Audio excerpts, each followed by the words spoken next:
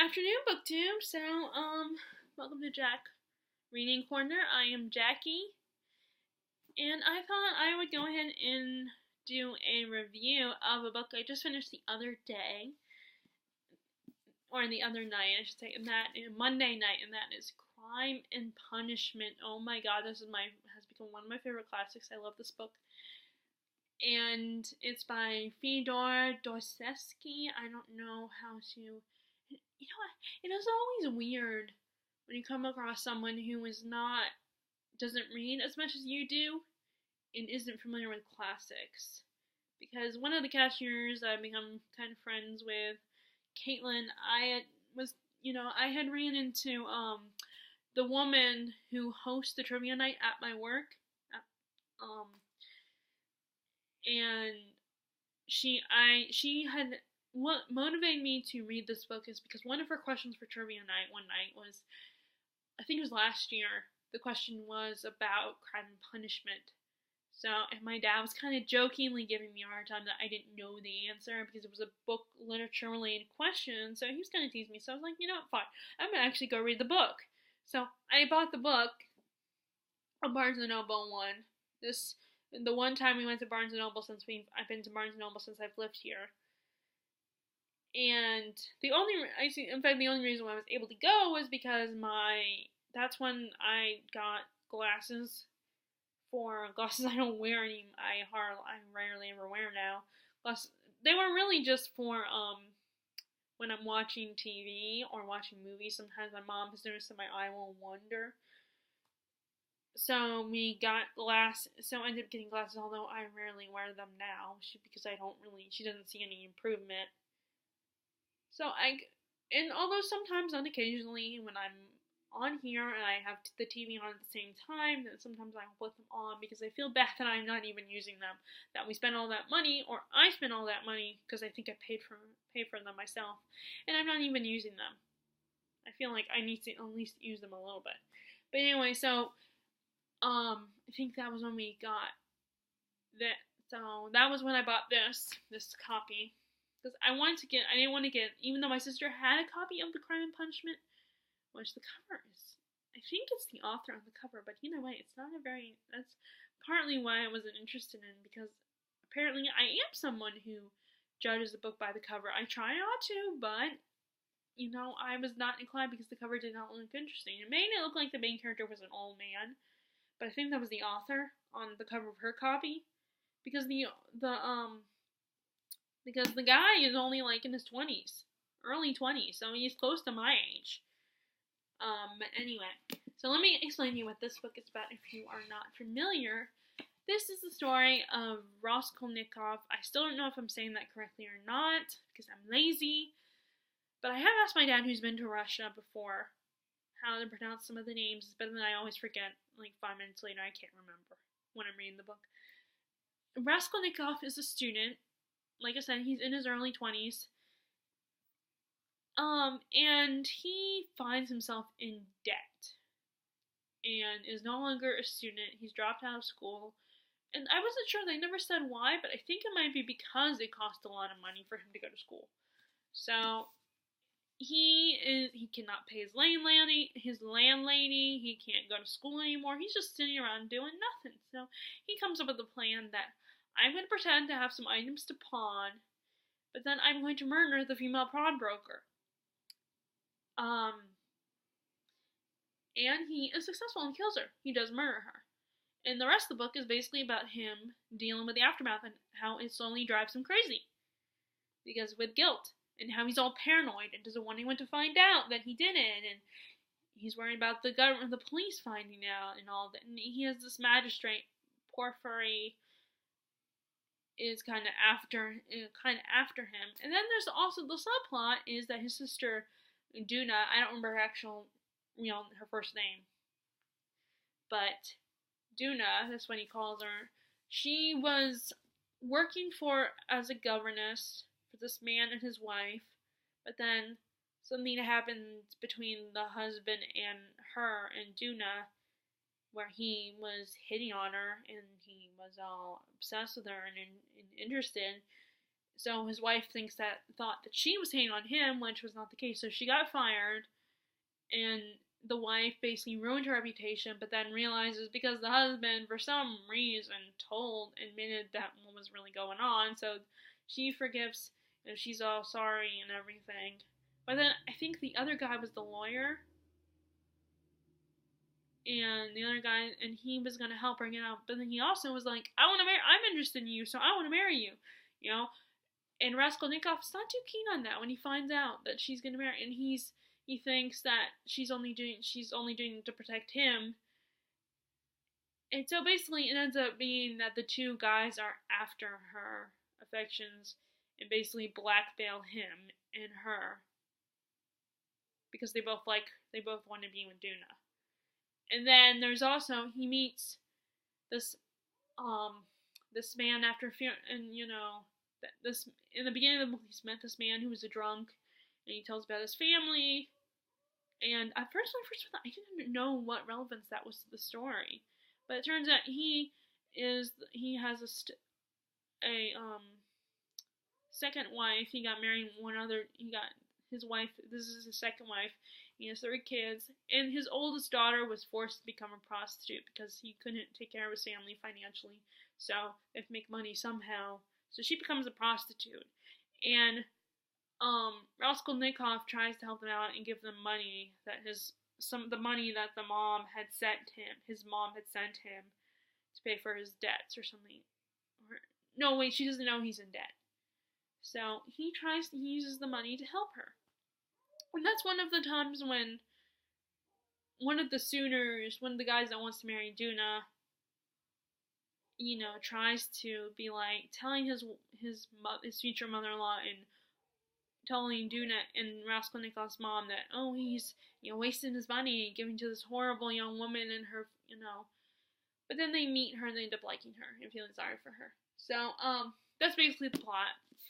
This was such a good movie, such a good story, and so intriguing. And yes, it is slow at times, and there's a lot of there's more of hearing the characters' thoughts and feelings than dialogue, and there are a lot of heavy monologues in the story. So there were times when it was very tedious to read and just kind of slow. And I feel like I was caught off guard when all of a sudden I would realize that, oh no, this is not what a character's saying out loud. This is what a character's thinking. Although sometimes, how you talk out loud, you express your thoughts out loud. So it was like he did that quite a bit, and there were times when I was like, oh, this is actually his thoughts. It's not what he's saying to someone. Because the author he would treat it like dialogue and the only way you would know it was someone's thought is because Dostoevsky would say, that he thought this or she thought this, instead of indicating. But I guess that's kind of hard to indicate if someone's without it being more tell than show. Another thing that bothered me, and this I kind of complained about in the video I just filmed. I mentioned this, that whenever a character laughed, was a character that laughed a lot, laughed at their own jokes or something, he would type. I mean, he had him there, ha ha ha, he. So I would read that as in my head when I read it, because I don't read out loud unless I really need to read out loud. So I would just read it as ha ha ha, he. I couldn't hear the laugh in my head, so I would just read it as he, ha ha ha, and I didn't like that. I would almost rather he would say that he laughed or he chuckled or something. But I guess the concern is that, oh, we shouldn't tell, we need to show, so he was showing that the character was laughing. And I didn't like that. It's such a small thing that I don't think it would hurt if you say that the character chuckled or the character laughed or something. But, I mean, okay, 1 second.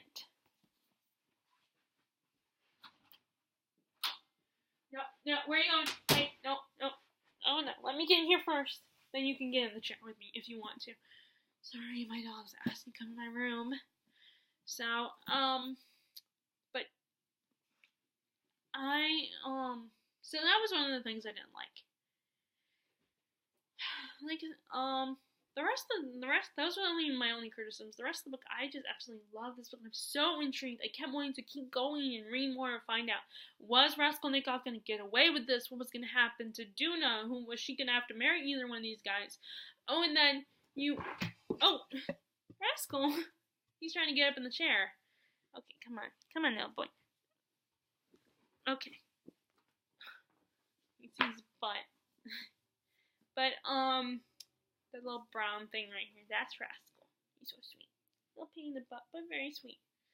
And I was like, and you find actually, and it turns out that Raskolnikov's friend Razum Hitkin, I don't know, that he likes Duna too, but he's definitely better compared to the other two guys, her other options.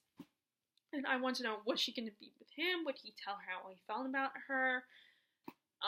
But there are so many things I wanted to know. I wanted to keep going so I could find out the answers to these questions. And Raskolnikov was the type of character that, like, you kind of rooted for him, but at the same time, it's like, he killed someone. He should go to jail for that. But at the same time, you rooted for him, like I said, because it's like, he was a generally good guy. I think he cared about his family a lot. His family and friends. But at the same time, he was very selfish and very arrogant. And his philosophy was, because I have superior intelligence, that I can get away with committing murder and doing these bad things. And, you know, it's funny, when my dad and I were talking about this, he said that it's kind of interesting that we do kind of have that sort of system, because if you're well off, then you can get a really good lawyer. If you're not so well off, then your lawyer's not going to be that great. He's going to be decent enough, he or she will be decent enough, but they're not going to be that great.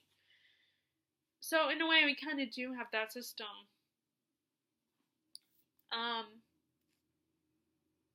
So, I like this. I like how it's kind of a sketch, or like a drawing or a painting or whatever kind of cover.